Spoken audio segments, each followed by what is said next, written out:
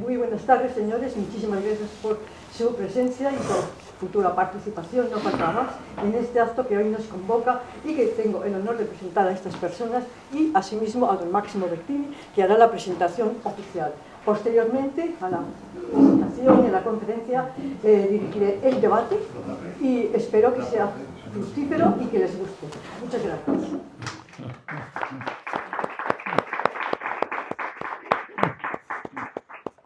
Muchas gracias, dona Ana. Y gracias dos veces para introducirnos y para hospedarnos, porque esta ha sido una conferencia organizada por el Ateneo, por supuesto, y por Sierra Norte.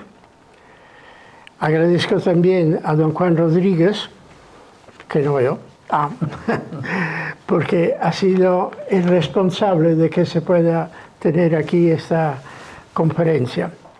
Obviamente agradezco a todos ustedes que están aquí presentes y, último, pero en orden solo cronológico, a don Benigno Blanco Rodríguez, que nos entretendrá muy bien sobre un tema de actualidad y de extremo interés, como es la Agenda 2030 y la gobernanza global.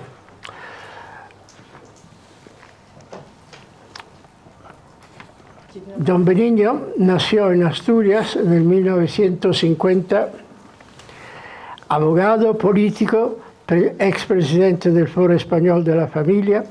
En los gobiernos de don José María Aznar fue secretario de Estado durante 8 años. Primeros de agua, hizo, si no estoy equivocado, el Plan Hidrológico Nacional. Sí. Historia pura, eso. Historia. Luego en infraestructura. Pido disculpas por mi español porque no soy español.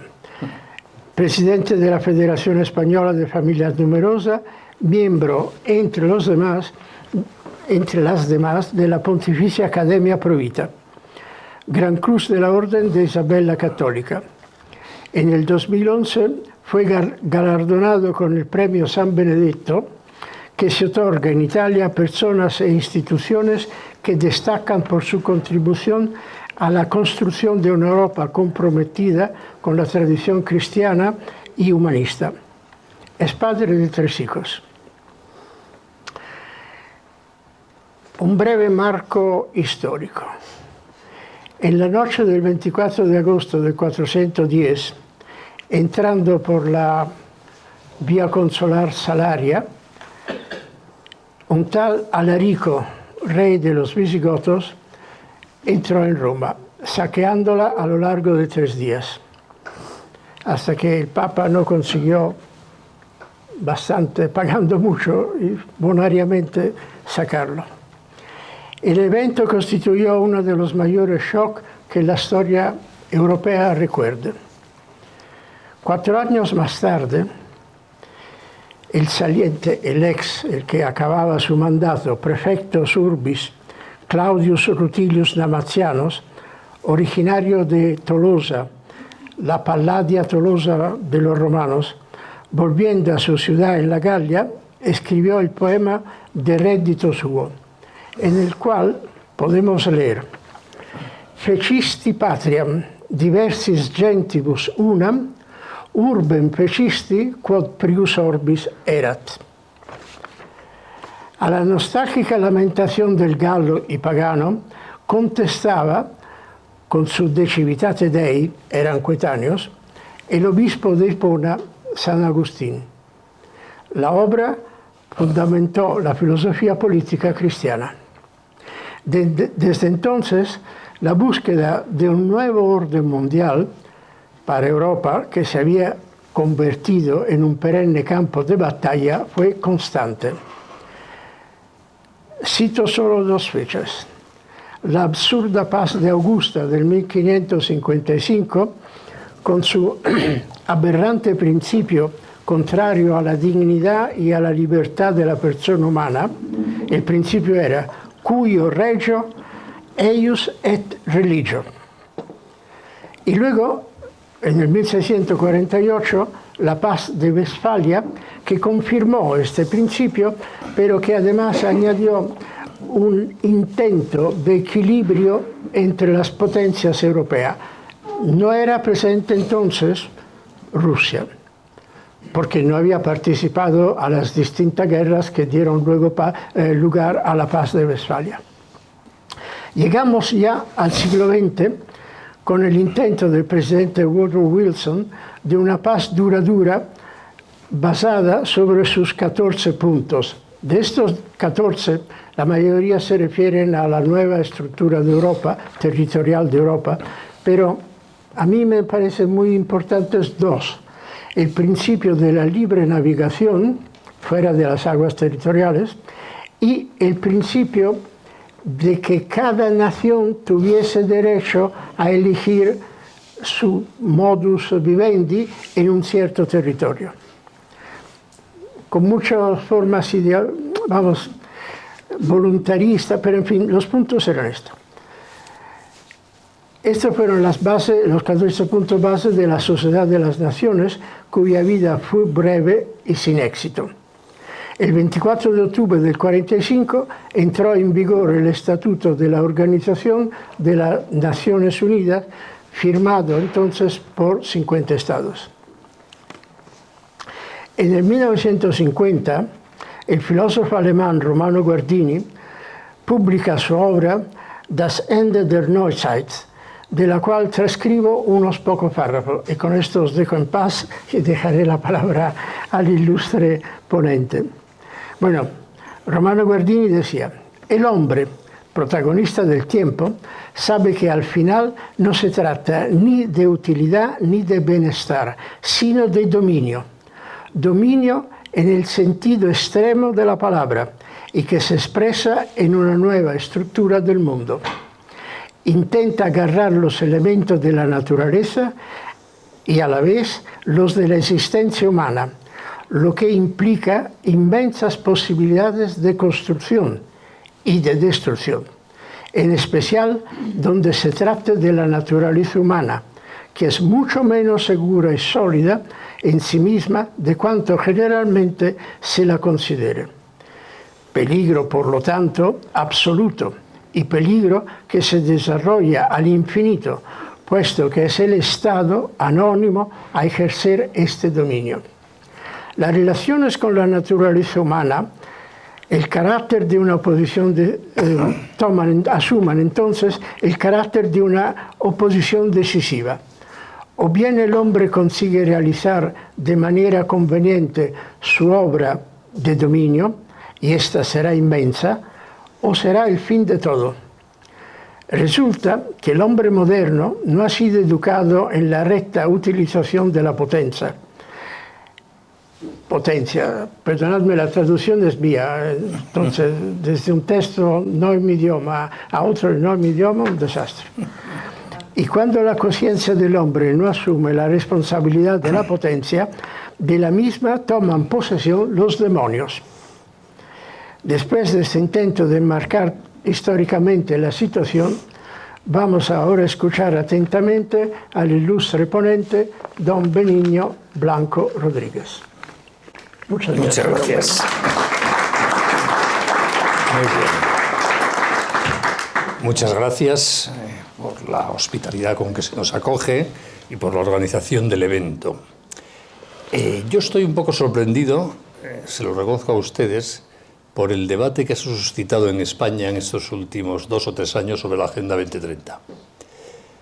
Sorprendido en primer lugar porque es una agenda que lleva una década de vigencia prácticamente, y durante esa década se ha oído muy poquito hablar de ella, y ya está a punto de vencer, exagerando un poquito, el año 30, pero no está tan lejos ya, ¿no? Y por lo tanto ya de alguna manera las opiniones sobre ella tienen un valor casi de reflexión histórica sobre el pasado, ¿no? Porque es que ya se nos echa encima.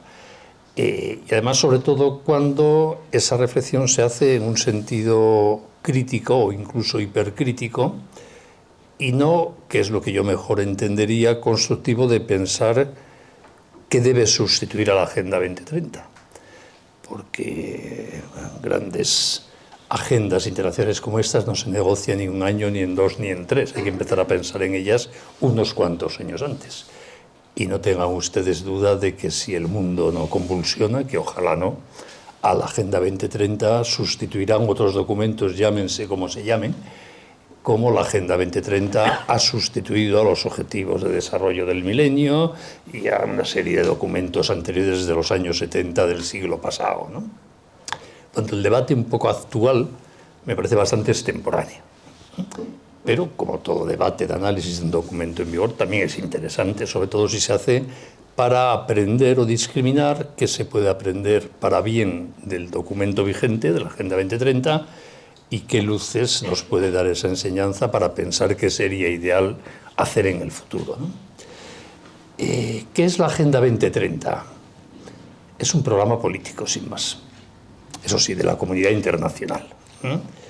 Pero no deja de ser más que un programa político de buenos deseos, en su mayor parte, y creo que este dato es relevante, aprobado por unanimidad de los 192 países que están reconocidos como tales, como naciones o estados independientes más bien, en este momento en el mundo. Y cuando los 192 estados que existen en el planeta Tierra se ponen de acuerdo en algo, dada la inmensa variedad que hay entre esos 192 estados, ya por definición se puede presuponer, y el texto así lo acredita además, que eso en que se ponen de acuerdo no pasa de algo muy vago, lleno de buenas intenciones, que no tiene ningún contenido concreto que pueda repugnar especialmente a ninguno de los 192 países, y por lo mismo tampoco tiene nada tan comprometido que pueda asustar a ninguno de los 192 países, ¿no? Sobre este documento se han puesto de acuerdo Corea del Norte y Estados Unidos, Groenlandia y Sudán del Sur, Suecia y Nigeria, España y el que ustedes quieran, Israel e Irán, etcétera, etcétera. Ya pueden suponer ustedes que poca concreción puede haber en un documento así. Lo digo porque es verdad. Cuando uno se lee de verdad el texto, que es bastante fácil de leer, no es tan largo, de la Agenda 2030, casi es imposible concretar qué se va a hacer a su amparo. Es incluso mucho más concreta una Constitución, y mira que a su amparo se pueden hacer cosas muy distintas, ¿no? Pero la Agenda 2030 es aún más inconcreta y vaga.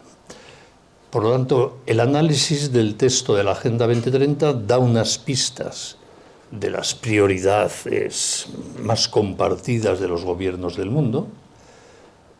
Es un conjunto de referencias para saber más o menos dónde se intentará poner el acento por esa maquinaria poderosa, aunque limitadamente poderosa, de Naciones Unidas y sus agencias en el futuro, porque está muy condicionada también por los distintos estados, pero tampoco se puede deducir de la misma una concreción operativa de qué se va a hacer durante su vigencia a su amparo, ¿no? Por poner un ejemplo, si quieren ustedes, muy tonto, pero de actualidad, yo he visto estos meses en muchas de las manifestaciones de los agricultores españoles, con motivo de las políticas vinculadas al cambio climático que desarrolla la Unión Europea, que en las pancartas que se veían en la televisión, muchas ponían: exigimos la derogación de la Agenda 2030.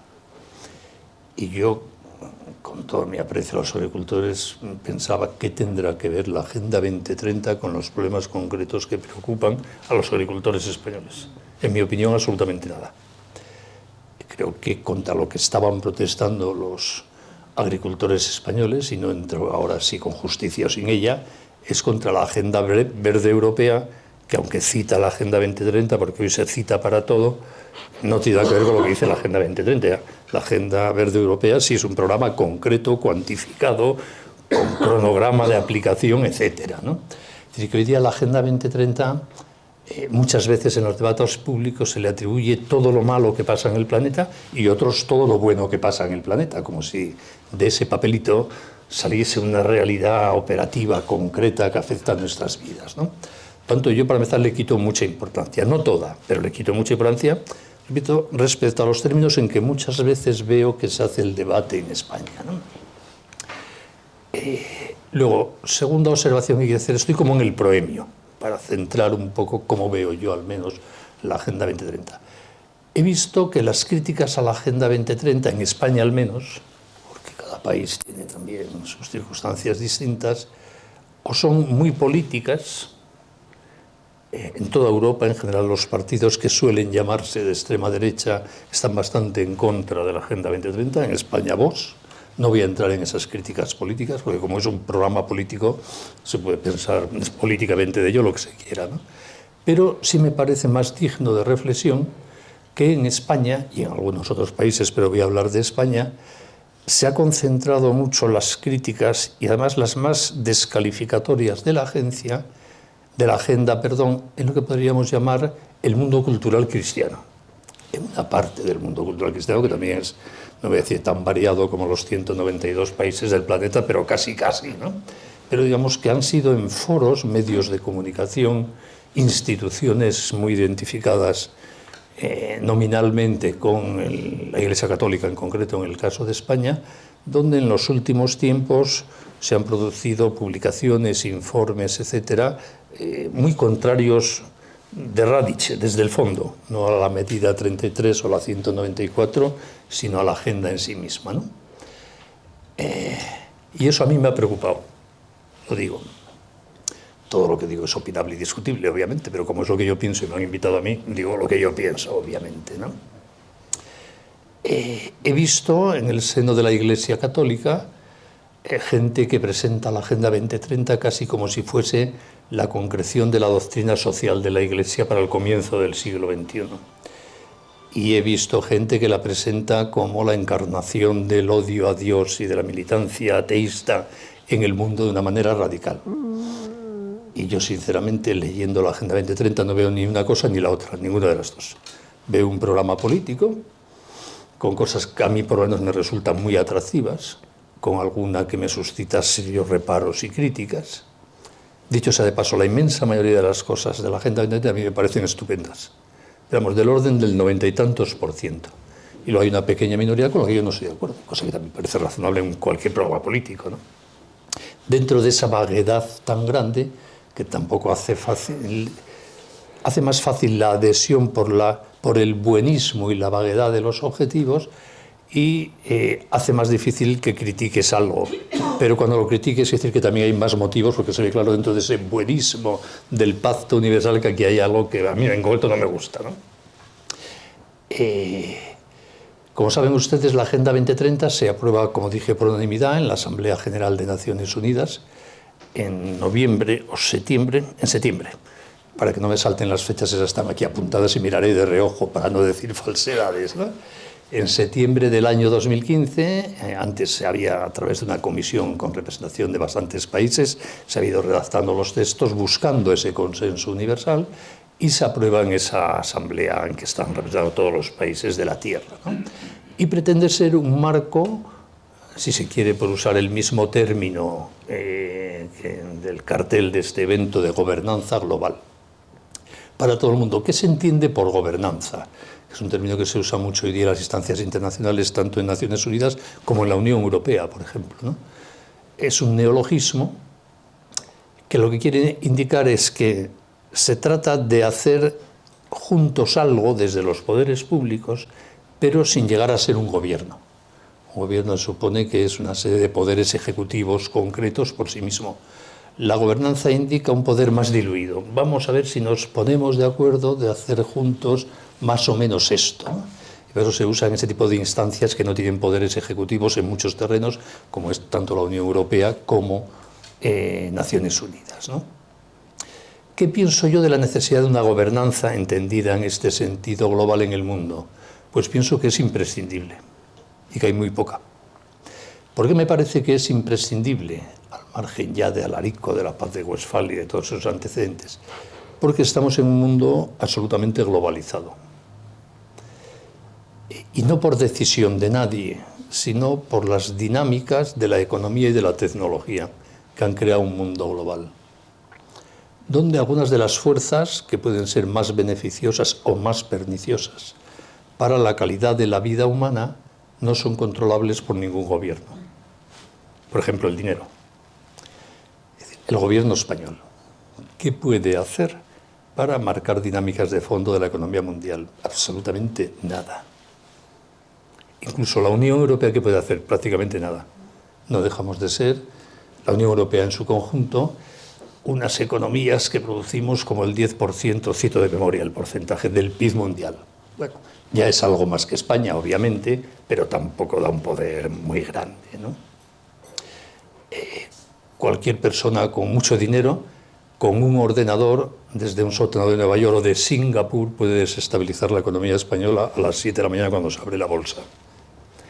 Y con un poco más de dinero puede desestabilizar la economía de la Unión Europea entera, por lo menos para una temporadita. La historia de la economía reciente demuestra cómo un solo inversor, como Soros, así hizo su gran fortuna, pudo hundir la libra esterlina, la moneda de Gran Bretaña, que no es un país mediocre. Y fue un inversor que apostó por hacer dinero hundiendo la libra, y lo hizo, y se forró. Bueno, ya tenía mucho dinero, porque para hacer eso hay que tener ya mucho dinero, pero consiguió mucho más, ¿no? Y eso fue ya cuando nadie hablaba todavía de globalización siquiera, y ya se podía hacer. Hoy día mucho más. Por lo tanto, uno de los elementos hoy día que inciden con carácter más global en el planeta Tierra, que es la movilidad del dinero, no hay gobierno concreto que lo regule. Y creo que hay que regularlo. Da tanto poder que si no se regula, de alguna manera, entonces ¿cómo? ¿No? Creo que es peligroso. Porque el dinero suele ser egoísta, o sea, piensa en sí mismo, en su rentabilidad y no en los fines de interés general. Hay gente muy generosa y muy altruista con su dinero, pero no es lo más normal en las dinámicas financieras internacionales, ¿no? Y este poder del dinero hoy se ve agravado por la globalización absoluta de las tecnologías, que además no lo ha decidido nadie, es un fruto de la propia tecnología, ¿no?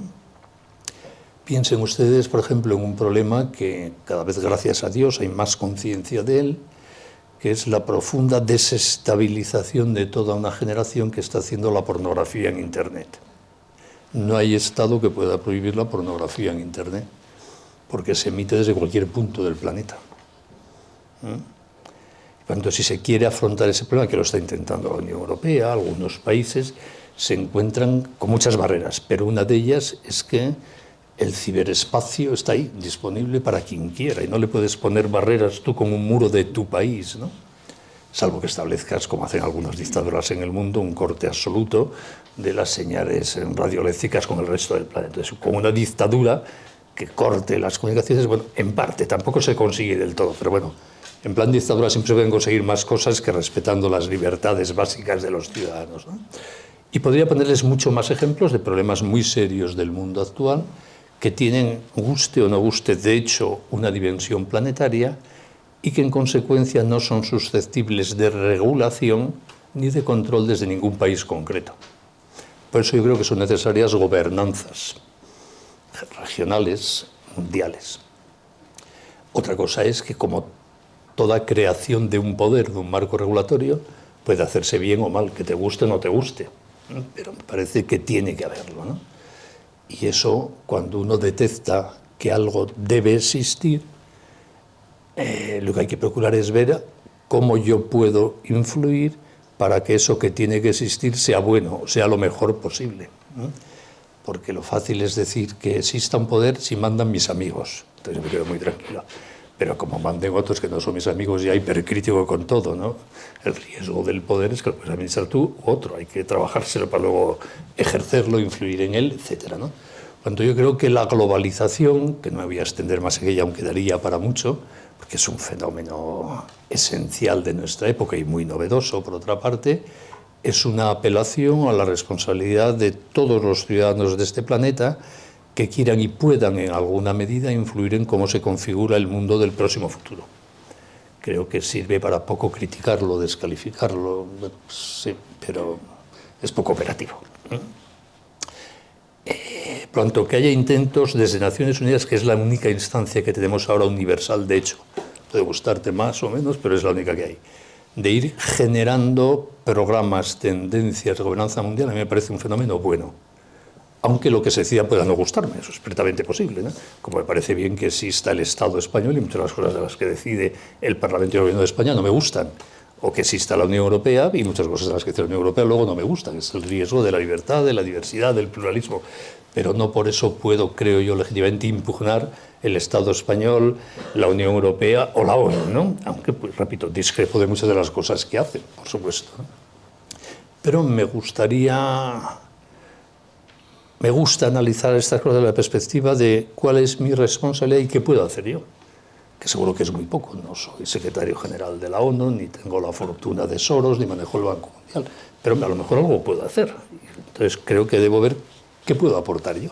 Por ejemplo, contar a quien me quiera escuchar cómo veo yo las cosas, que ya es una aportación, ¿no? Pronto, gobernanza mundial, por simplificar así, sí o no, sí.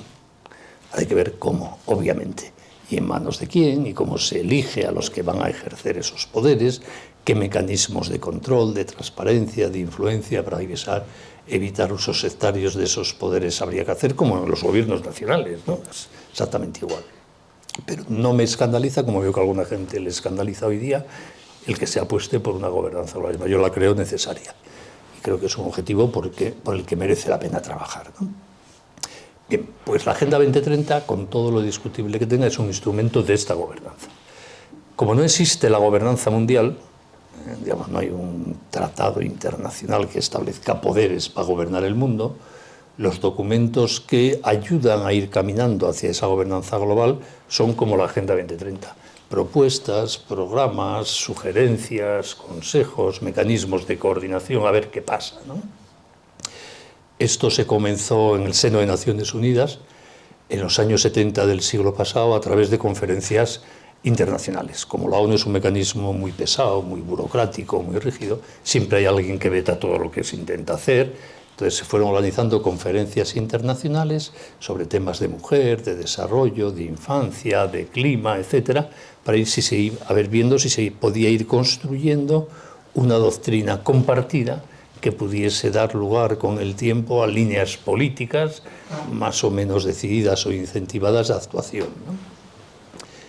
Y ahí es donde el fruto de esas conferencias muchas veces es, como pasa en general en cualquier sitio de gobierno, el fruto de la interacción de los propios estados, que son los miembros oficiales de Naciones Unidas, con todo ese mundo plural y no fácil de seguir de los lobbies de presión que siempre rodean a todo poder público.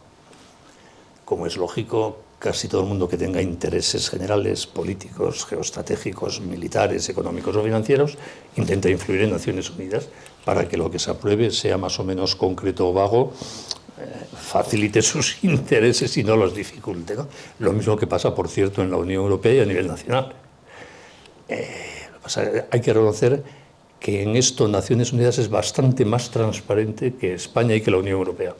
Yo sé más, yo solo tengo la información que está en la red, no tengo ninguna información privilegiada, ¿no? Sé mucho más de los lobbies que interactúan en Naciones Unidas, que colaboraron en la Agenda 2030 como en cualquier otro proceso de decisión de Naciones Unidas, que de los lobbies que interactúan en la Unión Europea o en España con el gobierno español. Porque Naciones Unidas no solo es una idea anglosajona, sino que tiene su sede en Estados Unidos, que históricamente es una sociedad mucho más transparente que las continentales europeas. Y gracias a Dios eso ha influido en la forma de funcionar Naciones Unidas, para bien y para mal, porque no todo lo que hay en el mundo anglosajón es bueno, pero una de las cosas buenas es que hay mucha más transparencia. Y por lo tanto el mundo ese de las presiones, los lobbies, los intereses en juego que rodean a las conferencias internacionales de Naciones Unidas y a los documentos que se alumbran, como el caso de la Agenda 2030, al final lo conocemos bastante mejor que, por ejemplo, a mí una de las cosas que me parece más criticables hoy de la Unión Europea, en materia de cambio climático en concreto, es que no explican nada de las decisiones que toman. La Agenda Verde Europea, yo que intento seguir estas cosas, sé muy poquito. O sea, tengo el papel, pero el por qué esto tiene que estar conseguido en el 2030, esto en el 2035, esto en el 2050, no me lo ha explicado nadie. Y lo demás es como un dogma de fe. Al final hay que aplicarlo. El que no está de acuerdo es un fascista perdido, por decirlo así. Por lo menos explíqueme de dónde ha salido esa fecha, ¿no? O porque hay que llegar a tal nivel de limitación del uso de tal componente de pesticidas en la agricultura de la Unión Europea justo en el 2023. Bueno, pues a lo mejor en vez de ser el 3%, a lo mejor podría ser el 5%. y a lo mejor el 2023 puede ser el 2026, si tenemos un poco más de tiempo para acomodar. No lo sé, pero me gustaría saber las razones de las decisiones de la Unión Europea, dado que además, repito, luego se imponen, es así, a diferencia de la Agenda 2030, que es voluntaria, las de la Unión Europea se imponen. Y por eso les decía antes que yo entendería más que los agricultores españoles enfadados protestasen contra la Agenda 20 Europea que no contra esa vaguedad de la Agenda 2030, ¿no? Y lo mismo pasa con los objetivos de la Unión Europea en materia, por ejemplo, de energías renovables. Me parece muy bien la apuesta por las energías renovables, pero no tengo ni idea de los plazos, las tecnologías que impone la Unión Europea en concreto para hacer un proceso de transición desde la carbonización a la nueva energía verde. Que me parece muy bien que se haga ese proceso, pero como es un proceso también que tiene un coste humano de sustitución de tecnologías, unos se empobrecen, los de las patentes de las antiguas tecnologías, y otros se enriquecen, los de las nuevas que van a ser subvencionadas, etcétera. Pues me gustaría saber un poco más lo que está en juego, los plazos, los porcentajes, el porqué. Y sin embargo hay una gran opacidad. En cambio, Naciones Unidas, repito, en esto es bastante más transparente. No quiere decir que sea absolutamente transparente, eso no hay nada en esta vida, pero es bastante más que este otro contexto político que tenemos más cerca y contra el cual no protestamos tanto como contra la Agenda 2030. Como saben ustedes, la Agenda 2030 plantea para el horizonte 2015-2030 17 objetivos que se subdividen en 169 metas que van a ser seguidas su ejecución o consecución a través de 1000 indicadores que la propia Agenda 2030 presenta. ¿Cuáles son esos objetivos? Bueno, les leo algunos, tampoco quiero aburrirles, es muy fácil, pero son el fin de la pobreza. Ya ven ustedes el nivel de concreción y de exigencia práctica que tiene. Si pusiese reducir la pobreza, bueno, pues sería un poco más creíble, ¿no? El fin de la pobreza obviamente no lo vamos a conseguir ni en el año 30 ni en el 5030, por desgracia me temo, ¿no? Es que justo he cogido una fotocopia muy pequeñita, ya soy mayor y casi me cuesta leer. Objetivo 2, hambre cero, lo mismo. Pues hay que trabajar para que haya menos hambre, pero me temo que no lo vamos a conseguir en el 2030. Salud y bienestar, educación de calidad, igualdad de género, agua limpia y saneamiento, trabajo decente y crecimiento económico, innovación, infraestructuras, reducción de las desigualdades. Este es un poco más modesto, dice solo reducción de las desigualdades. La limpieza del agua, la lucha por los ecosistemas terrestres. Bueno, podría decirle los 17, los tienen en cualquier página web que pongan ustedes agenda. Como ven ustedes son, pero también me parecen muy bien los 17, vamos a decir, los 17. Ahora, sé que no se van a conseguir, sé que para conseguirlo se pueden aplicar más medios que a mí me repugnen, ¿sí? Porque soy muy realista de lo que pasa en la vida política, como en cualquier otro objetivo político, por noble que sea. Y no voy a entrar, porque sería imposible, en las 169 metas. Me pasa lo mismo. Estoy de acuerdo con 166. Hay 2 o 3 que no me gustan. Pero también sé que se podrán aplicar por medios más loables, menos loables, con objetivos más altruistas, más manipulados al servicio de intereses generales, económicos, políticos, territoriales, por supuesto, como todo en esta vida. Ahora, imputar todo ese mal que se puede hacer, amparándose teóricamente en la Agenda 2030, la Agenda 2030 como tal, me parece que no es intelectualmente muy coherente. Igual que me parece que no es intelectualmente muy coherente aplicar a la Agenda 2030 todo lo bueno que hacen todos los gobiernos del mundo en el periodo de vigencia de la Agenda 2030, ¿no? Habrá que ir viendo, es como todo, una Constitución te gusta mucho o poco, y a su amparo, si te gusta mucho, serán cosas que no te gusten, porque dependerá de las mayorías políticas. Y con una Constitución que a lo mejor te gusta poco, serán cosas que te gusten mucho, porque dependerá de las mayorías políticas, ¿no? Centrarse solo en la crítica del documento marco, que luego posibilita decisiones buenas, malas, según quien mande, quien administre, quien tenga más poder o más capacidad de influencia, el mundo de los lobbies en cada momento, me parece que no es muy lógico. Sobre todo que desvía el tiro. O sea, yo, con el objetivo de la limpieza de los mares y de los ríos, no puedo decir que está mal y que no me gusta que todos los gobiernos del planeta se comprometan con ello. Ahora, a lo mejor, ¿cómo lo hace la comunidad autónoma de Murcia o de Asturias? Da lo mismo. Pues puedo discrepar. O como lo hace Sudán frente a como lo hace Irlanda. Ahora, como objetivo, ojalá todos se pongan a trabajar en limpiar los ríos del mundo, ¿no? Incluso el cambio climático, que hay gente que achaca también a la Agenda 2030 cosas que no entiendo sobre el cambio climático, porque no concreta nada. En principio, ayudar a que este planeta sea más limpio, a que los equilibrios climáticos y energéticos sean más coherentes, me parece estupendo. Otra cosa es cómo lo haces, a qué coste, sacrificando qué, con qué prudencia o imprudencia en el intentar conseguir los objetivos. Lo que os decía antes, que yo en el caso de la Unión Europea no entiendo sus prisas, pero no las entiendo porque no me las he explicado. Igual si me las explican las entendería, pero como no las conozco, siempre la política, decían los clásicos medievales, es una parte de la virtud de la prudencia.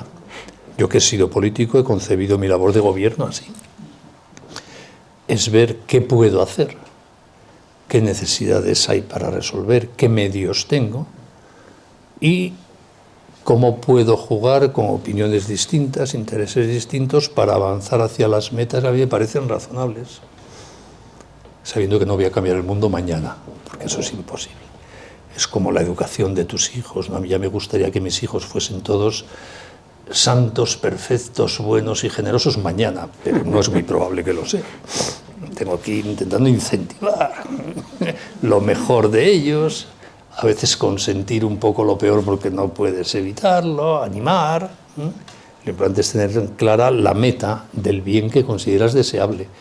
Pero en lo humano, que somos seres cronológicos, nos desarrollamos en el tiempo, todo se consigue pasito a pasito. Eso en la vida de las personas y en la vida de los pueblos y de la comunidad internacional. Tanto cuando ya se intenta imponer unos ritmos, unos sacrificios como inevitables, cuando uno puede decir, oye, eso es muy discutible, el fin será muy loable, pero eso es muy discutible.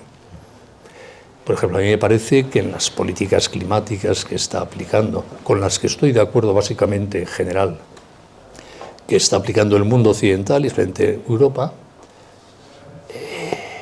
hay unas prisas que no se compadecen con el coste humano real ahora de las medidas que se adoptan para un beneficio futuro. Creo que son imprudentes, no malas, imprudentes. Como si yo exigiese a mis hijos que para ser muy buenos y muy formados dedicasen a estudiar todos los días 20 horas. No sería prudente. A lo mejor si logro que estudien 4 o 5, pues chico, no será el ideal, pero a lo mejor eso permite ir avanzando de verdad, aunque sea poquito a poco, ¿no? Pues con los objetivos de la Agenda 2030 en general pasa eso. En concreto, en el mundo cristiano, si me permiten esta referencia, porque como les he dicho, hay un frente de ataque muy concreto y desde una perspectiva presuntamente cristiana, suelen atacarse dos de los objetivos. El 5, que se llama igualdad de género, y el de salud y bienestar, el 3. Para que se hagan una idea, les voy a leer un titular de un conocido digital cristiano de este país, que yo sigo habitualmente, que en general me gusta, pero a veces, como pasa con todo, pues hay cosas que no me gustan. Titular de hace pocas semanas: negar a Dios y destruir los fundamentos de los cristianos, este es el objetivo de la Agenda 2030.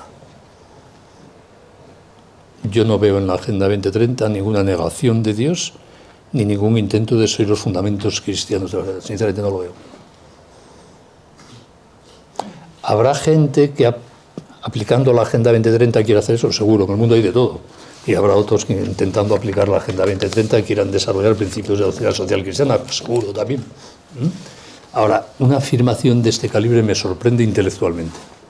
Creo que no tiene nada que ver, lo digo con cariño, porque conozco a los autores, a los editores de este digital y a los autores del documento al que se refiere, no es verdad, sin más. Eso no es la Agenda 2030, objetivamente.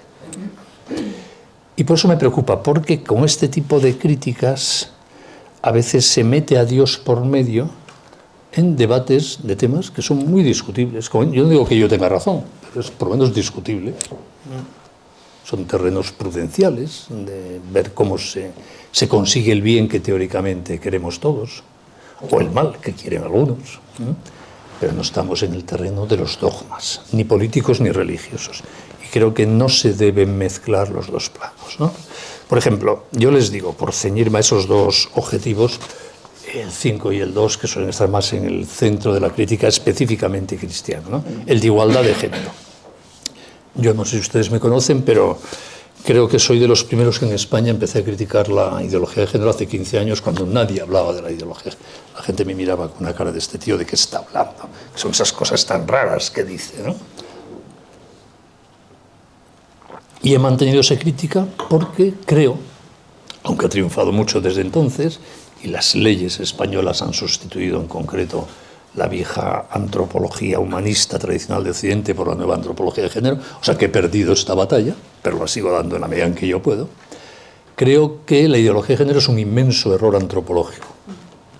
O sea, es una concepción del ser humano y de la sexualidad humana que es falsa, es un error.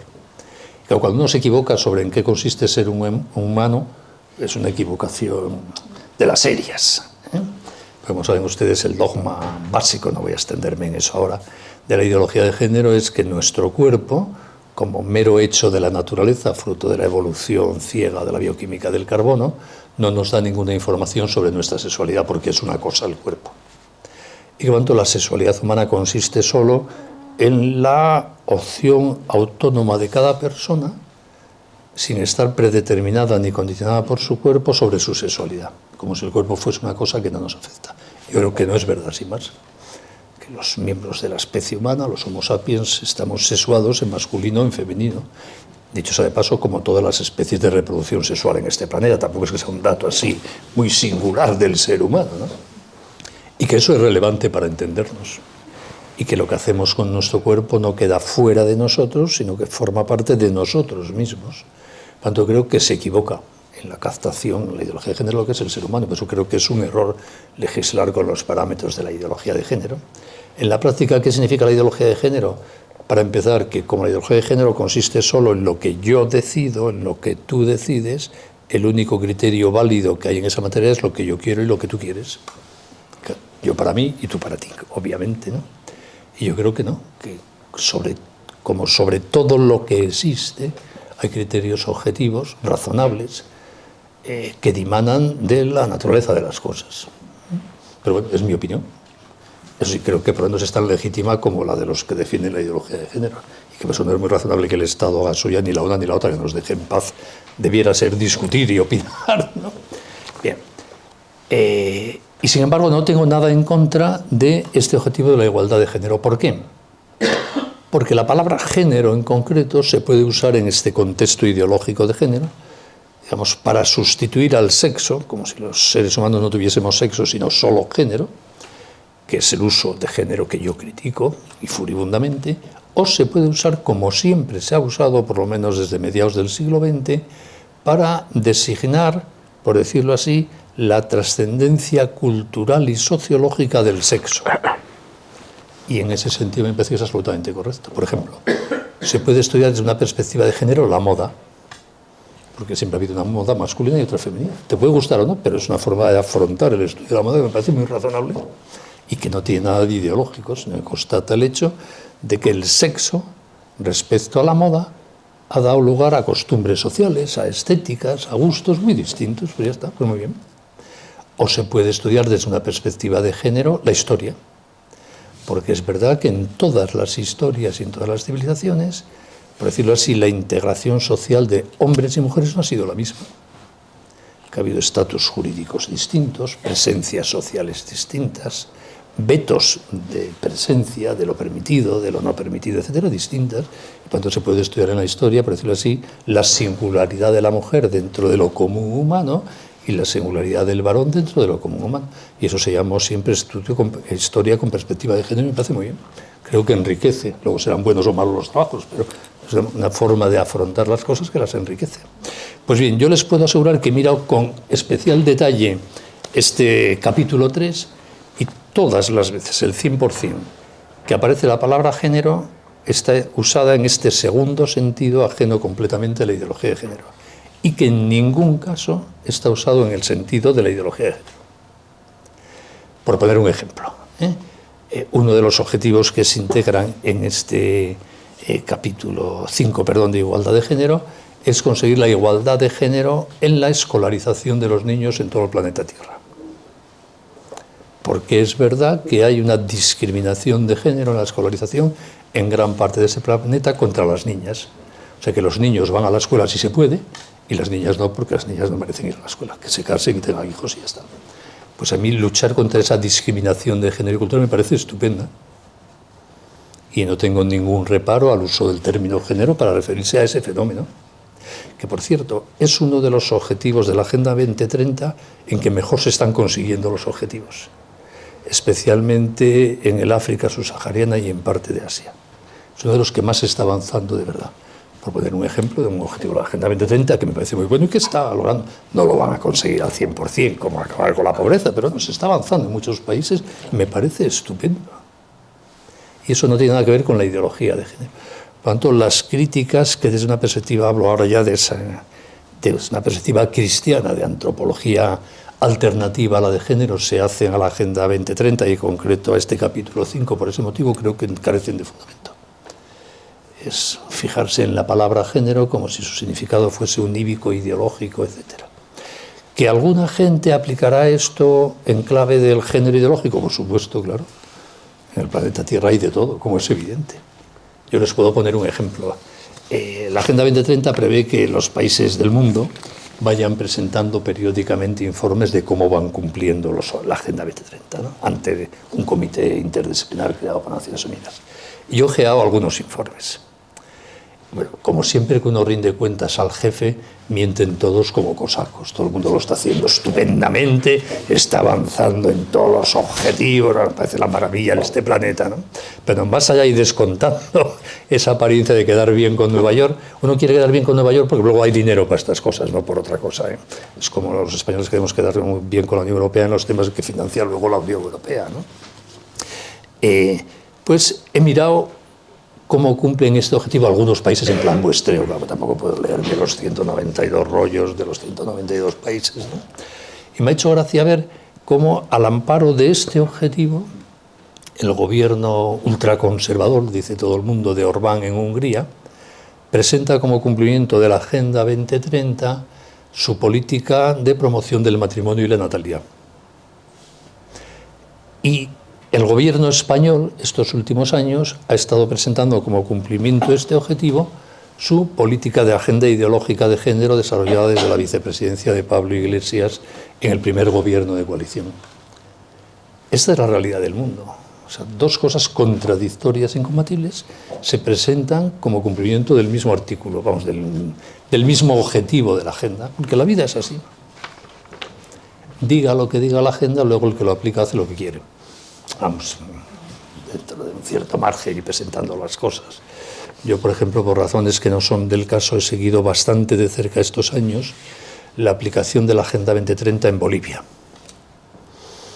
En Bolivia hay un gobierno muy radical ideológico, en sentido anticolonialista, antihispano, progénero, anticolonialista. Bueno, estos algunos países de nuestra querida América Latina están en fase un poco revolucionaria.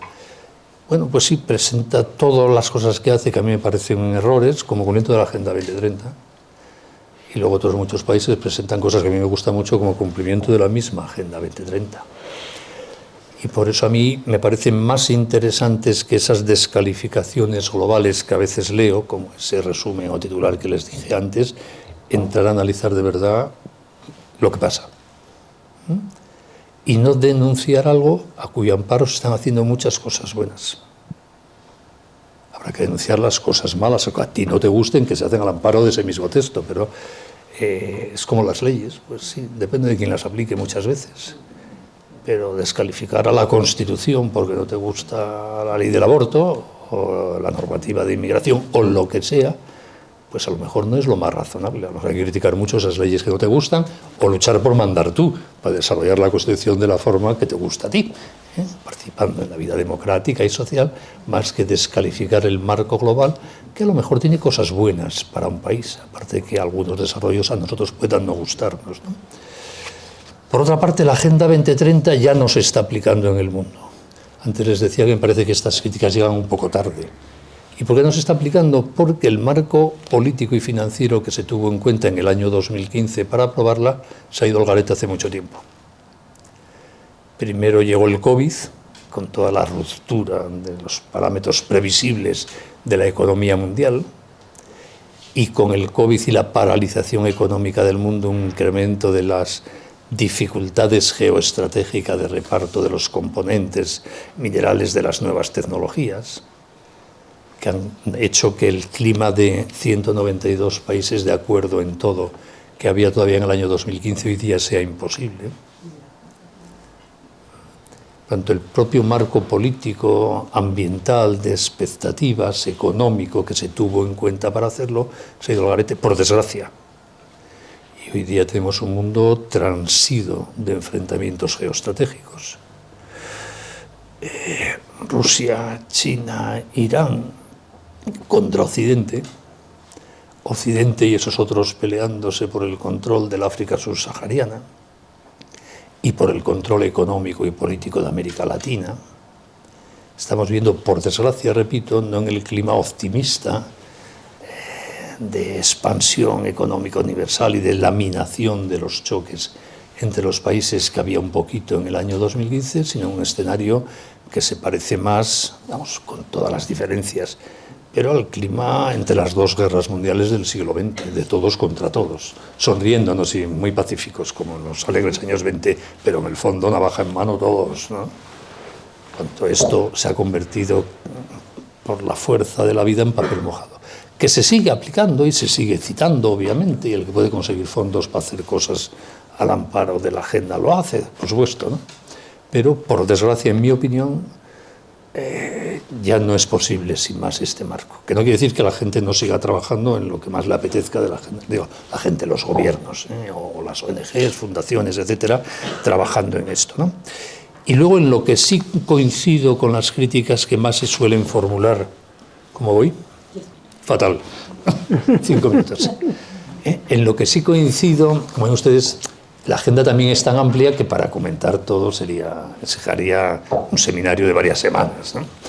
En lo que sí coincido en las críticas que se formulan desde algunas democracias occidentales y de los ambientes cristianos a la Agenda 2030 es en su obsesión por el control de la población, que está en el objetivo de salud y bienestar.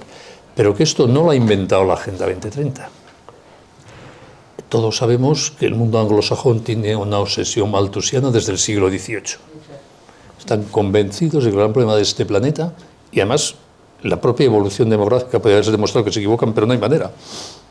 Y hoy día en el mundo manda gente con mentalidad anglosajona, Estados Unidos, y sus ricachones, simplificando, que tienen esto en la cabeza, pues como un tradicional de la India tiene a Buda, por simplificar. Y entonces, en Naciones Unidas, desde siempre, porque Estados Unidos ha mandado Naciones Unidas, claro, Estados Unidos ha sido el inventor de la ONU y la cabeza del imperio durante casi 60 o 70 años. Ahora ya comparte la cabeza un poco, pero... y era el que más pasta ponía en todas las agencias de Naciones Unidas y, por lo tanto, el que más mandaba. Y como una de las obsesiones del mundo yanqui es el control de la población del mundo, esa obsesión siempre ha estado muy presente en todo lo que hace Naciones Unidas desde que existe. Y cada vez con más fuerza desde los años 60 del siglo pasado. Porque el proceso de descolonización que se puso en marcha en los años 50 llevó a que se viese que ya es imposible desde el mundo rico imponer políticas de control de población como se llevaba haciendo desde mediados del siglo XIX, digamos, por la vía de los hechos y la militar, por decirlo así. Y desde entonces se ha trabajado, movido desde Estados Unidos, y luego por extensión todos los que han colaborado con esto, la Unión Europea, por ejemplo, en buscar mecanismos para que sean las mujeres del tercer mundo las que voluntariamente renuncien a tener hijos. Y se ha hecho una verdadera revolución cultural, o se intenta hacer, y ahí entra también la ideología de género para el rechazo a la natalidad, al matrimonio estable, a la heterosexualidad, etcétera. Y por lo tanto, cuando aquí habla de la salud sexual y reproductiva, pues tampoco pronuncia la palabra aborto, anticoncepción ni nada, todos sabemos lo que quieren decir, porque llevan 50 años de conferencias internacionales, las más famosas y determinantes El Cairo en el 94 y Beijing en el 95 defendiendo eso. Y yo con eso no estoy de acuerdo, creo que es un error, que está degradando el valor de la vida humana, quitando importancia a la familia, desnortando por influencias políticas una concepción razonable de la sexualidad. En eso no estoy de acuerdo. Pero repito, eso ni está literalmente aquí, ni lo ha inventado la Agenda 2030, y después de la Agenda 2030, venga lo que venga, seguirá hablando de esto, por lo menos mientras sigan mandando en el mundo y teniendo dinero los que lo tienen, porque es así. Y yo con eso sí que no estoy de acuerdo. Pues antes les decía que estoy de acuerdo con casi todo, menos con alguna cosa. Pero eso no me lleva a descalificar toda la Agenda 2030, ¿no? Por lo tanto, y resumiendo, yo no entiendo muy bien algunas políticas que se han generado en España alrededor de la Agenda 2030, no las entiendo sin más, porque creo que se imputa a la Agenda 2030 lo que esta ni dice, ni promueve, ni en su aplicación se ha tenido en cuenta, en otros temas, ¿sí? Que también se están haciendo muchas cosas estupendas. Por ejemplo, antes puse el ejemplo de la escolarización de las niñas. En materia de saneamiento de aguas, al amparo de la Agenda 2030, se está haciendo una labor impresionante en el tercer mundo. Y me parece buenísimo para la salud, para la agricultura, para todo. Obviamente no van a conseguir sanear todas las aguas del planeta, por mucho que digan que sí para el año 2030. Pero bueno, lo que se avance, bienvenido sea, ¿no? Por lo tanto, relativizo mucho tanto las críticas como los elogios. Creo que en todo caso este es un debate que debía haberse hecho antes del año 2015 y que a lo mejor compensa hacerlo pensando en después del año 2030, ver qué podemos hacer para coadyuvar a definir políticas internacionales en el nuevo documento que sustituye, llámese como se llame, a la Agenda 2030, que alguno habrá, espero, porque si no lo hay, quiere decir que el orden internacional se ha ido al garete y no sería bueno. Ojalá haya otro documento, llámese, repito, como se llame, agenda, principios, programas o lo que quieran, ¿no? Y ahí sí me parece que compensaría ver cómo se puede influir para generar una dinámica política y cultural para que lo que tiene de bueno la Agenda 2030 se siga sosteniendo y lo que tiene de malo, en su caso, se pueda corregir. Muchas gracias por su atención.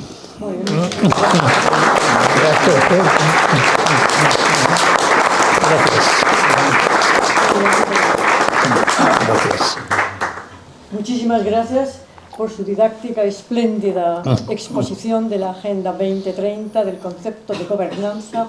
Y, si me permiten, me ha llamado mucho la atención la semejanza, cambiando mutatis mutandis, la semejanza que usted ha hecho, acertadísima a mi modo de ver, claro, es mi opinión, como estamos reiteradamente diciendo, ¿verdad?, entre el periodo de entreguerras, 14-18, 18 a 39, los felices años 20. Realmente era todo felices, todos bailaban, pero con la navaja en la mano. Ha hecho una exposición panorámica de la situación actual en el orden político, en el orden sociológico, y veo ciertamente, desgraciadamente lo veo, ciertas similitudes. Esperemos que no se llegue a más. Dicho esto, en honor a usted, se abre el debate que caracteriza precisamente nuestro ser en el Ateneo. Paco, por favor. Bueno, agradecer la conferencia, desde luego, muy interesante, y sobre todo nos ha hecho pensar conforme lo íbamos oyendo. El título, evidentemente, es tan amplio y tan general que es difícil concretar algo. Yo lo que sí diría que cuando se dice Agenda 2030, lo que se está refiriendo es a las consecuencias del paquete legislativo que se está aplicando en concreto en Europa. Entonces, en Europa se está aplicando, y desde luego nuestro último gobierno de Sánchez y, en fin, el Partido Socialista, está aplicando una serie de cosas que unas, desde el punto de vista de lo que es economía, Tengo aquí el vaso. está afectando a la calidad de la gente, es decir, a los trabajadores, pues el tema agrícola, del tema del transporte, en fin, a una serie de cosas en las cuales están empeorando la calidad de lo que puede hacer. En consecuencia de ello es que viven peor, están muy afectados, unos por los coches, otros por los productos, se están legislando a un detalle que se queda un asombrado, el tema de insecticidas, etcétera, lo está haciendo la Unión Europea, yo creo que es una cosa bastante compleja, En fin, la consecuencia final es que el productor, el que planta tomates, pues resulta que sus tomates son muy caros y además no puede aplicar ningún insecticida, no puede aplicar ningún abono, así han acabado. Entonces, esto es un verdadero desastre.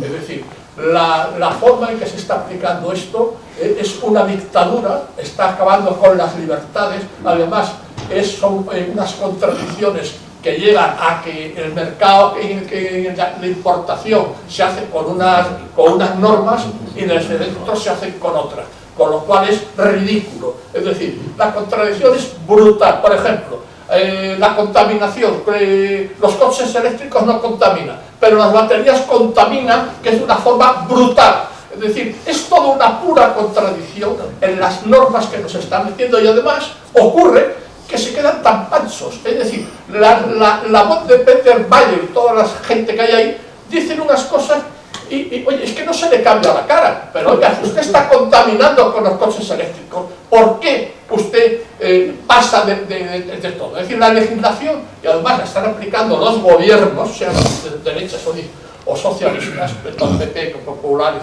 etc., con lo cual el ciudadano se siente indefenso.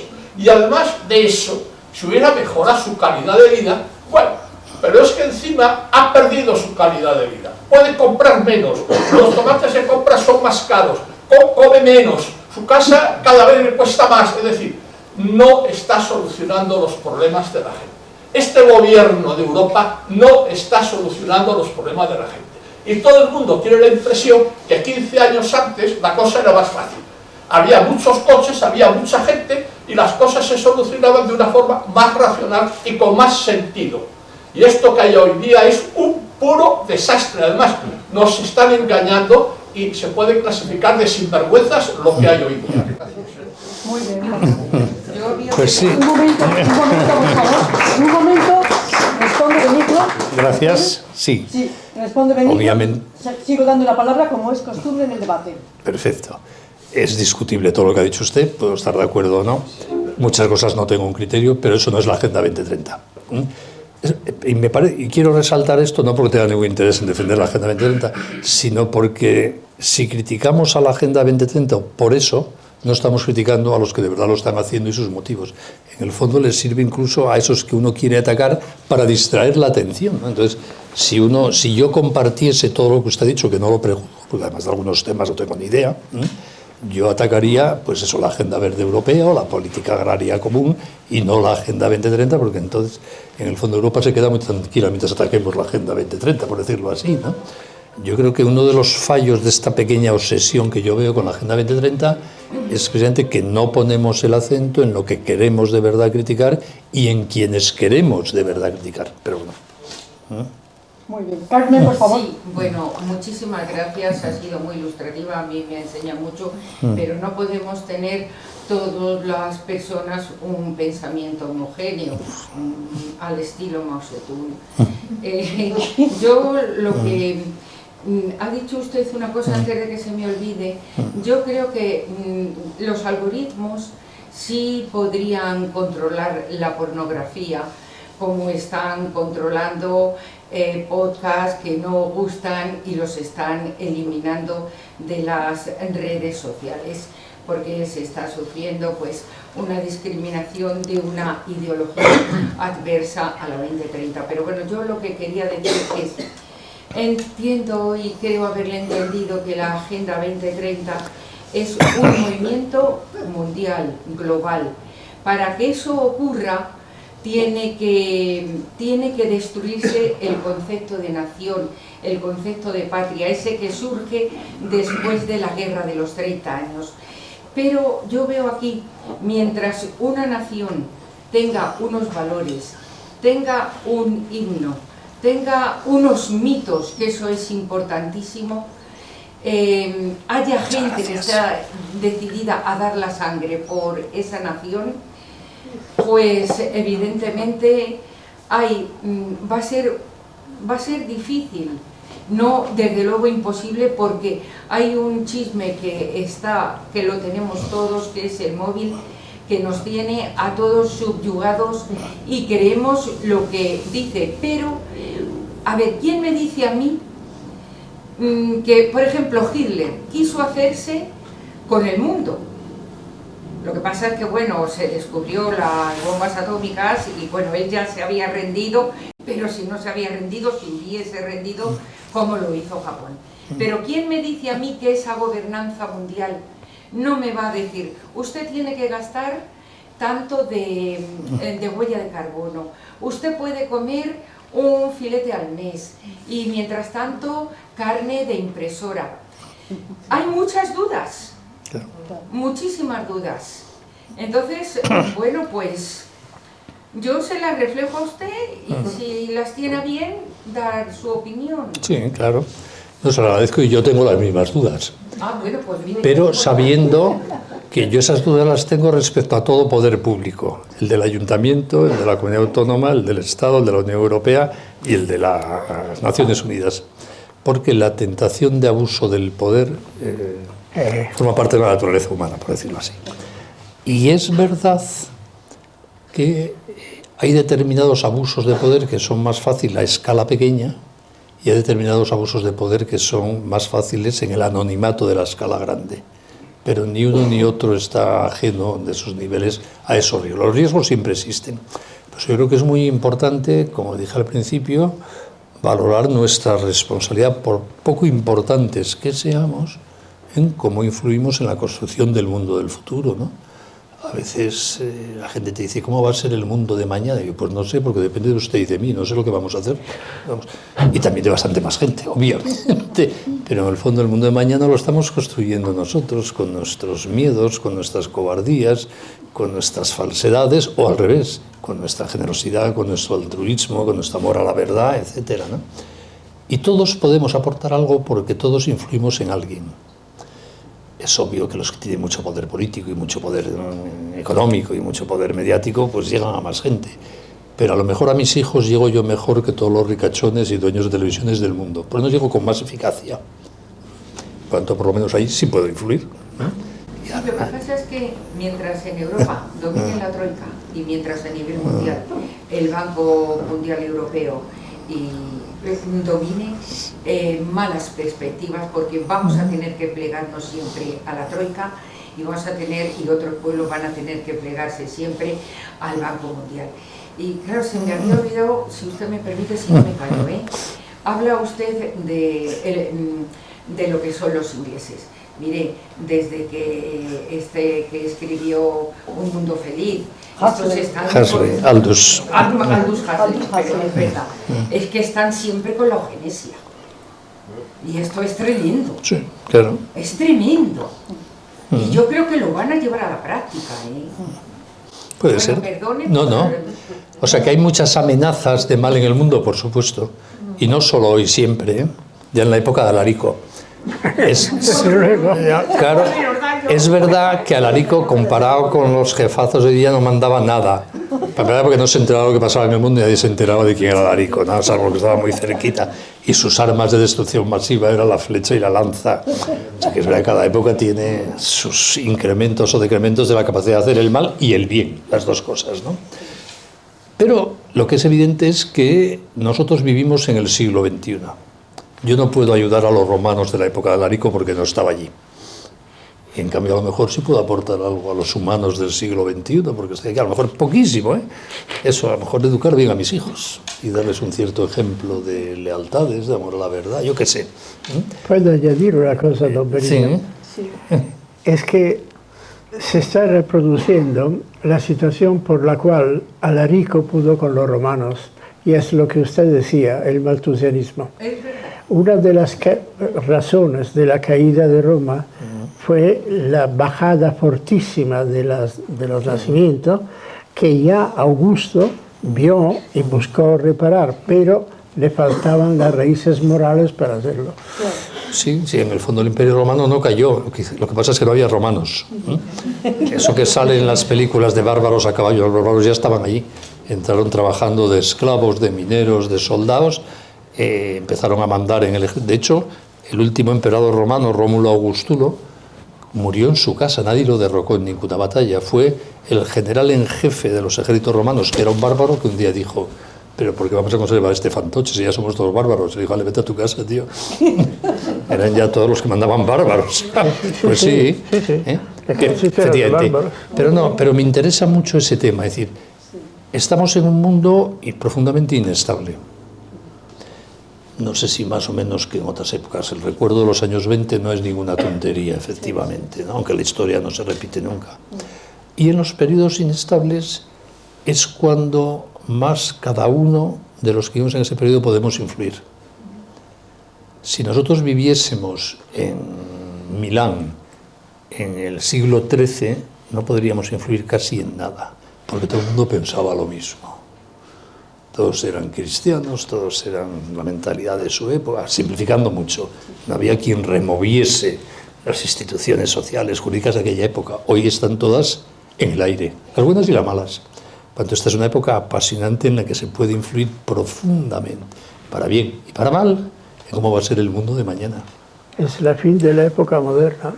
Puede ser, no lo sé. Yo el futuro no sé cuál es, no está escrito. Sí tengo claro que estamos viviendo una época en la cual es evidente, me parece, en términos de análisis histórico, que los principios intelectuales y éticos con los que se fundó la modernidad a partir del siglo XVI-XVII se han ido al garete. Se han dado de sí todo lo que han podido, bueno y malo, y que por tanto estamos en una época en que van a surgir cosas nuevas. ¿Cuáles? No sé. ¿Cuándo? Ni idea. Para bien, para mal, tampoco ni idea. Pero esta es una época apasionante por eso, porque algo está surgiendo aquí. Repito, no sé lo que es. Me ha gustado mucho de doña María Elvira Roca Barea un comentario sobre la situación de Hispanoamérica. Dice, es imposible entenderla a fondo porque están viviendo su Edad Media. Y nosotros quizá estamos entrando en algo de, digamos, parecido, porque en la historia a una nueva Edad Media. No lo sé. No se puede saber. No tengo ni idea. Yo sé que la historia no se repite, pero la naturaleza humana es constante. O sea que al final tenemos los mismos vicios, las mismas virtudes, los mismos temores, las mismas ansiedades que Alarico y sus tropas. Y eso es lo constante en la historia, en el fondo. Muy bien. Me ha gustado mucho. Carretero, por favor, ha pedido la palabra. Carretero. Sí, vamos a ver. En primer lugar, para analizar todo lo referente a la Agencia 2030, que como sabéis muy bien, es un programa político, probablemente el programa político de más actualidad, más abstracto y que lo abarca toda la geopolítica mundial, hay que hacerlo desde un punto de vista, queramos o no queramos, desde un punto de vista conceptual e ideológico. Por muy objetivos que seamos, siempre hay detrás un punto de vista conceptual y una ideología para tratarlo. Entonces, nosotros podemos predisponer que se juntan los 200 países del mundo, ven cuáles serían los objetivos, lo mejor que se podría hacer y se realiza un programa que puede ser los objetivos del milenio, puede ser los objetivos del Club de Roma, puede ser la Agencia 2030, etc. Pero hay otra visión, esa es una visión, bajo mi punto de vista, bastante idealista. Yo soy más de la escuela del materialismo histórico, de Gustavo Bueno, por ejemplo, digamos, o del marxismo, normalmente. Entonces, realmente, tengo que ver el mundo geopolítico, dentro de las contradicciones de imperios, las contradicciones dialécticas que hay entre los imperios, los diferentes imperios y las diferentes clases sociales.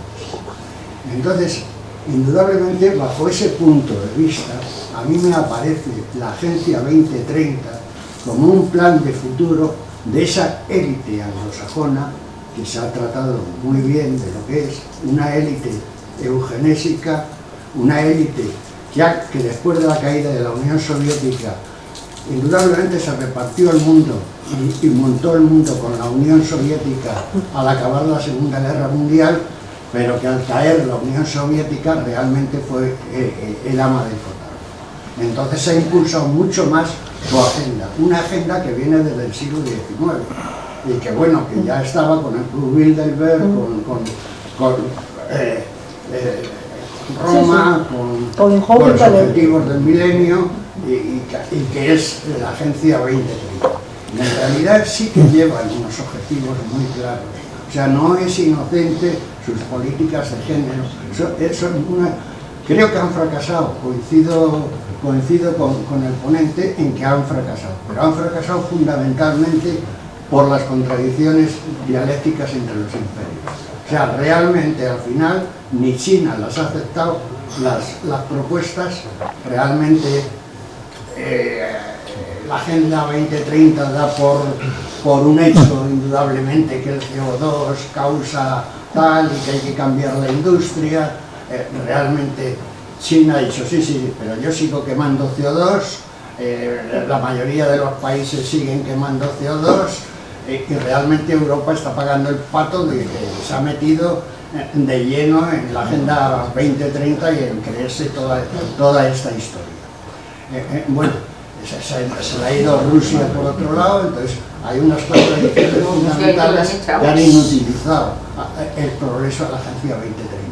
Pero yo desde luego lo veo como un plan de ruta de esa oligarquía anglosajona que ha intentado dominar el mundo con sus valores y además metiendo toda una serie de políticas para que los países tengan la menor capacidad de oponerse a esa agenda. O sea, robando la soberanía de los países, sobre todo mediante el mecanismo de la deuda, porque esta oligarquía, basada fundamentalmente en la City de Londres y Wall Street de Nueva York, es la dueña de la Reserva Federal Americana, del Fondo Monetario Internacional, y ha sometido a la mayoría de los países a un proceso de deuda, con lo cual los lobbies de la deuda y de esta tal pueden imponer sus políticas a todos los países. Yo lo veo así. Sí. Yo que no soy marxista, ni siquiera de los buenos, de los de Gustavo Bueno, que fue amigo mío. Gustavo Bueno tenía una frase muy divertida que a mí siempre me hizo mucha gracia. Decía, es que es asturiano como yo, decía, yo soy ateo, pero del Dios de verdad, del cristiano, que no es lo mismo que ser ateo de otros dioses, hay que distinguir. Era un hombre muy curioso, ¿no? Pues yo que no soy marxista, pero no soy ingenuo, y por supuesto que veo que a lo largo de toda la historia, y hoy más que en cualquier otro momento de la historia, los grandes lobbies financieros tienen un poder que supera el de los gobiernos, pero esto, repito, sin ocultamiento de ningún tipo. Estamos viviendo un fenómeno desde el año 89, simplificándolo mucho y muy rápido, así en grandes brochazos, ¿no? Durante el siglo XX, cuando yo era joven, ustedes no habían nacido todavía, el mundo estaba dividido, era bipolar. Washington frente a Moscú, libertad frente a comunismo. Y la parte buena, Washington, el capitalismo y la libertad, presente para autolegitimarse más frente a la parte mala, el totalitarismo comunista, sacó de sí lo mejor que tenía y se vistió de derechos humanos, de libertad, de democracia. Se vistió no en el sentido de que no las tuviese, pero resaltó más si cabe para decir ellos son los malos y aquí estamos los buenos. ¿Qué pasa desde el año 89 con la caída del muro de Berlín? Que ha desaparecido esa bipolaridad. Y por lo tanto el capital no necesita ya disfrazarse de nada porque está solo en el mundo. Estoy simplificando mucho. Por eso es verdad que hoy día el dinero manda como nunca ha mandado. Y por eso la necesidad de gobernanzas. Es que el dinero hoy día no lo controla nadie. O sea, no hay poder jurídico, político, ni el de Estados Unidos, no digo ya el de Europa o el de España, ¿no?, que lo controle. Y yo creo que es necesario controlarlo. Vamos, regularlo, establecer unos marcos, unos límites. Y por eso yo sí creo en las gobernanzas. Luego podrán salir fatal, pero creo que es necesario, ¿no? Y por eso mismo el tema que planteaba usted de los estados-nación o de las naciones frente a los poderes internacionales, que es el drama que estamos viendo en la Unión Europea, ¿no? Yo soy de los que creo que la Unión Europea fue un gran invento, simplificando mucho, ¿no? Sí. Y que hemos vivido 70 años de paz que no los ha conocido la humanidad en toda la historia de la humanidad, gracias al Imperio Americano, a la OTAN y a la Unión Europea, porque las guerras las empezamos los europeos, y pegándonos entre nosotros y arrastramos a todo el mundo, ¿no? Ahora bien, también es verdad que tiene muchas disfunciones, y una de ellas es que no ha resuelto el problema de su relación con los Estados-nación. Hay unas concepciones de la Unión Europea muy propias de las burocracias, de las élites tecnocráticas, muy anglosajonas en su formación de la Unión Europea, vamos, anglosajonas del norte luterano, por decir así, de la Unión Europea, que les parece que las naciones y sus culturas son un obstáculo para construir Europa. Y otros pensamos que no hay ningún obstáculo. Es decir, que yo puedo amar profundamente a mi patria y que eso no me lleva a enfrentarme a ninguna otra patria. Como amo a mi padre y no por eso tengo que odiar al padre de esta señora. Son compatibles, ¿no? El problema es cuando el patriotismo se convierte en nacionalismo, que decir, amo lo mío y odio lo de los demás. Entonces ya tenemos un problema, que es otra cosa distinta, ¿no? Entonces se puede construir, pienso yo, una comunidad internacional que no implique destruir los amores más cercanos, familiares, de nación, de tradición, de religión, etc. Esto algunos europeos no lo entienden. Algunos de estas élites internacionalistas, también europeas, no solo europeas, no lo entienden, ¿no? Y es verdad que la gran concentración del poder financiero en este momento en el mundo está en el gran empresario del mundo, que es el Estado chino, y en los empresarios norteamericanos, vamos, los dueños del capitalismo cada vez más financiero y no industrial. Y los dos tienen una mentalidad muy poco acorde con el humanismo tradicional de Occidente, los chinos y los otros. Y eso se nota cada vez más en el mundo, por supuesto. Por tanto, llego a la misma conclusión que usted, sin categorías del materialismo dialéctico de Marx, pero porque creo que es un hecho evidente. Y hay que estar ojo a visor, porque cada vez influye más. Y sobre todo, también, eso, no obsesionarnos con aquellos que no mandan. A mí me hace gracia en España lo que nos obsesionamos con nuestro gobierno. Es decir, yo he participado en política y además me siento muy orgulloso de los años que dediqué a la política, se lo digo a ustedes de verdad, ¿eh? Yo he visto a mucha gente muy buena, unos cuantos cabronazos también, es verdad, en la política, pero hay gente muy buena y que se ha hecho mucho bien. Y yo no he robado un euro en toda mi vida en los años que estuve en el gobierno. Se puede estar sin robar y que no pasa nada, ¿no? Bueno, pero a veces es que el gobierno de España manda tan poco que a veces nuestra obsesión con él, pero esto es muy subjetivo, me parece un poco fuera de lugar. No porque yo diga que hacen las cosas bien y nada, sino porque es que no mandan casi nada. Algunas cosas sí, ¿no? Pero en otras muchas son peleles. Y la Unión Europea en muchas cosas es un pelele. Y bueno, pues eso también conviene, yo creo, bueno, en la medida en que podemos, que no lo sabemos todos, ni tenemos todas las claves de todo, obviamente yo por lo menos también, pero hombre, puedes intuir un poco en la medida en que sigues. Bueno. Bueno, sí, por favor, última palabra, señor, que ya nos van a... Sí. No pensaba intervenir, pero estaba yo por allí. Ah, bueno, ya es que nos van a echar. Pues penúltima. Con todo respeto, la Agenda 2030 me recuerda a mi profesor de música, que me decía que desde que se inventaron las excusas, nadie queda mal. Porque, ¿qué sucede? Como yo lo entiendo, la Agenda 2030, primero que la hace la tiene que hacer muy vaga porque no tiene fuerza para hacerla concreta. Y la hace vaga ex profeso, no profeso. Pero los gobiernos la toman y ejecutan. El ejecutor es el gobierno. Si le sale bien, es mérito del gobierno. Y si me sale mal, es obligación de la que tuve que aplicar la Agenda 2030. Entonces, por lo que le sirve de excusa a los gobiernos. Porque es muy fácil que los gobiernos se excusen de que la culpa es de los Estados Unidos, que es de los chinos, de la 2030, cuando realmente el hueco de frente a mi casa lo repara mi alcalde. Esa no es culpa ni de los chinos ni de los gringos. Entonces muchas cosas colaterales, cuando voy al médico con enfermedades, no es culpa del materialismo dialéctico, del imperio, de los capitalistas. Es culpa de nuestros gobiernos directos. Y el más directo fue mi voto cuando yo voté. Porque yo escogí mi verdugo. Entonces, yo veo estas cosas, es bonita verlas, es bonita que existan, van a avanzar en el futuro, serán un poco más útiles, pero son una buena excusa para los gobernantes, para que hagan conmigo lo que ellos quieran. Me hacen pasar por tonto, me inyectan de doctrina y de dogmas, y yo voto por ellos, y ellos están felices y contentos, y se lo pueden hacer mal. La culpa de la gente. Pues sí. Muchas gracias. Que quieren todo el mundo. Han abierto ya las puertas, ya. Que todo el mundo nos quiere engañar y quitarse responsabilidades de encima, eso es un vicio que tenemos todos, no solo los políticos. La culpa siempre es de otro, pues sí. Pero por eso es bueno formarse, discriminar, tener información. Sí, una última, en breve, porque han abierto ya las puertas. Sí. Por favor, señor, es que quería usted. Es que hay alguien atrás, Antonio, perdona, que está levantando la mano hace un rato. Sí, es que no ha levantado la mano. Sí, diga usted.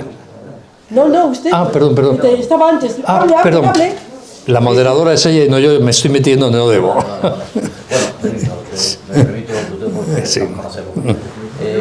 Yo, en esta ocasión, estando muchas veces mucho de acuerdo con tu postulado, en esta ocasión, dentro de lo difícil que es expresar, resumir una cosa tan grande o con tan amplios objetivos en media hora, pues es complicado. Pero a mí me ha parecido que ha sido una visión un poco buenista de la Agenda 2030. Sí, por supuesto, en mi opinión, como estamos diciendo, cada uno da la suya, ¿no? Esto viene de muy antiguo, se ha citado por aquí el Club Bilderberg, el famoso memorándum 200, conocido como informe Kissinger, ya sembraba una serie de cosas. Eso fue adornado después por el Foro de Sao Paulo, que no ha salido todavía, pero que fue el siguiente. Aparecieron la agenda, o como se llame, los objetivos de desarrollo del milenio para los años 2000, que ante el fracaso que han sido en líneas generales a dar lugar a esta Agenda 2030, y yo creo que ya se debe estar preparando la Agenda 2050, porque será también un fracaso esta 2030. Y además, con esa panoplia de 17 puntos, que evidentemente no lo lee, ¿quién no va a estar de acuerdo con la igualdad? ¿Quién no va a estar de acuerdo con que el hambre desaparezca? Si ya lee las 169 metas, la cosa ya cambia, ¿no? Y como ha dicho uno de los intervinientes anteriores, el mito del coche eléctrico, el denostado público enemigo del CO2. Yo que soy de ciencias y de ciencias, de un mundo de la ciencia, la geología y después el mundo del cemento, emisor nato del CO2, yo defino al CO2 hoy tan denostado como el gran enemigo de la humanidad, como el gas de la vida. Sin CO2 no había vida, porque no había plantas. Ahora mismo tenemos la naturaleza en torno a unas 400 pp partes por millón de CO2. Y está perfectamente. Aquí en esta sala seguramente habrá 10.000 o 100.000 ppm y estamos todos vivos. O sea, nos asustan sin explicarnos, sin conocimiento, ¿no? Y bueno, dicho esto, que es una simple reflexión, te quería hacer dos preguntas, una pregunta concreta sobre dos frases que vienen muy al cuento con la Agenda 2030. Una dice: la Agenda 2030 es nuestro plan de acción para transformar nuestras sociedades. Palabras de Pedro Sánchez. Otra segunda frase, totalmente distinta dentro de lo global que es la Agenda 2030, que admite todo. La Agenda 2030 yo la equiparo con la Declaración Universal de los Derechos Humanos. Carlos Novillo, consejero de Agricultura de la Comunidad de Madrid. Claro, porque hemos hablado de la ONU. La ONU lleva más de 75 años ya de vida. No se le conoce una cosa buena en su historia, porque nació para la paz y no ha hecho paz en ninguna de las intervenciones que ha habido, excepto la Ley de Derechos Humanos. Ahí hay que reconocer que no se trabajó. Pero el resto... ¿no? Entonces, ante esta, claro, ¿qué podemos decir ante eso? Yo de esas palabrerías, como verás lo que diga Pedro Sánchez o el consejero ese, al que no creo que diga lo que quieran. Pero más de acuerdo como interpretación. No, es que me parece irrelevante y estúpidas esas dos frases y más. Que deja entrever el plan de acción para transformar nuestras sociedades. Es que el mensaje es muy fuerte. Y yo soy de los que interpretan que la Agenda 2030 va por esa línea. Puede ser, pero no porque lo diga ese señor en esa frase. No. Bueno, entonces, a mí esas frases no me dicen absolutamente nada y considero que son pues frases que se dicen en el mercado político para quedar bien y hacerte el importante un día y ya está. No, eso me da lo mismo. Y yo sí creo que Naciones Unidas ha hecho mucho por la paz. Sobre todo pienso, puedo equivocarme, que habría habido muchas más guerras si no hubiese, como ha habido durante 80 años, un foro para hablar y discutir, por inoperante que sea muchas veces. Yo no soy tan negativo en la valoración. Como siempre es más fácil ver lo que no se consigue que lo que se consigue. Es como esa frase típica que tiene mucho fundamento de que te das cuenta del valor de la señora de la limpieza cuando un día no viene y está sucio cuando llegas por ahí a la oficina. Entonces te das cuenta y dices, bueno, ¿aquí qué pasa? Todos los días como está limpio ni te acuerdas de que hay una señora que por la noche viene y limpia, ¿no? Pues también con los temas de la paz mundial, yo creo que gracias a Naciones Unidas por lo menos han creado unos foros de hablar, de laminar, de acordar, de intentar pactar, que si no los hubiese habido seríamos mucho más proclives a las guerras. Luego, en cada caso concreto, como siempre, se puede opinar que lo hicieron mejor, peor, tarde, pronto, o lo que se quiera, ¿no? Y creo que además uno de los problemas actuales es que los socios básicos de Naciones Unidas cada vez hablan menos en Naciones Unidas. Y deciden por libre o se pegan por libre o se amigan por libre, pero ellos en concreto. Y eso es peligrosísimo, ¿no? Sí, señor. Muy bien, señores. Pues nada, muchas gracias.